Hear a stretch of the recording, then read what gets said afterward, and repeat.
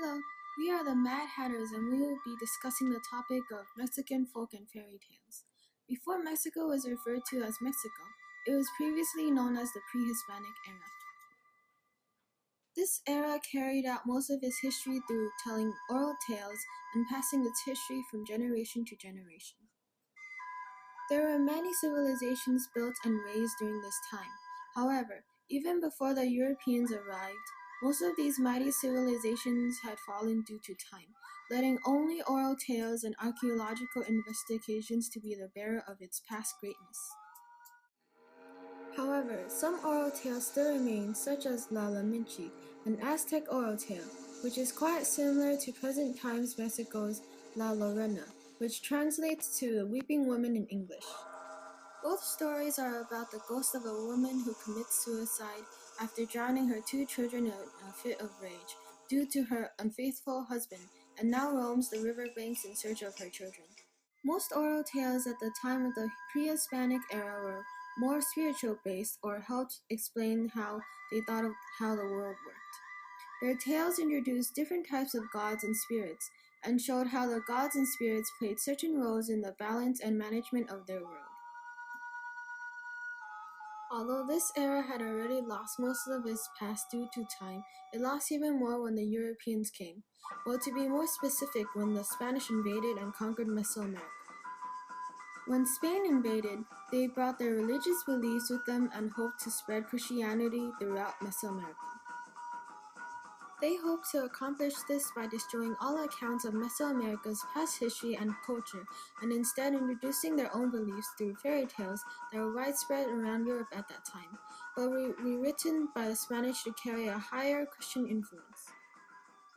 The Spanish left such an imprint on Mesoamerica that even after they left and it became known as Mexico, a majority of more popular fairy and folk tales still carried strong signs of a more Catholic influence. Their oral tales also incorporate proverbs and morals within them. Families would often share sayings and advices with each other. Most of the time, the stories have lessons from older generations and teaches children lessons, such as their roles within the family, social norms, and good conduct. Stories are often told in homes or villages as entertainment to pass time. Unfortunately, not many oral stories exist today. Some examples include Blancaflor, which is a fairy tale similar to Snow White. Blancaflor includes an envious queen that tries to have her own daughter, Blancaflor, murdered due to the queen's magic mirror telling her that her own daughter is more gorgeous than her. But thanks to the servant, Juan, who was assigned to murder Blanca for the queen, let Blancaflor escape and run away. However, instead of meeting 7 dwarves, Blancaflor meets a band of robbers who stole from the rich and gave to the poor. Later on, Blancaflor is put under a sleeping spell after wearing a golden necklace, given to her by her mother, disguised as an old woman. The robbers then placed her sleeping body within a crystal coffin and placed her in a cave. This story includes influences from Roman Catholicism, due to the fact that the prince, after finding her, has her placed into a chapel that he personally built for her. Then sometime later, the sexton, who likes to steal, removes the necklace from Blancaflor's neck as she awakes and then falls in love with the prince, and they both live happily ever after. Also as a twist, instead of having the cruel mother dance to death in red-hot iron shoes like in Snow White, Blancaflor's prince builds an army and conquers the evil queen's kingdom, which is a more realistic punishment to the queen than what happens in Snow White.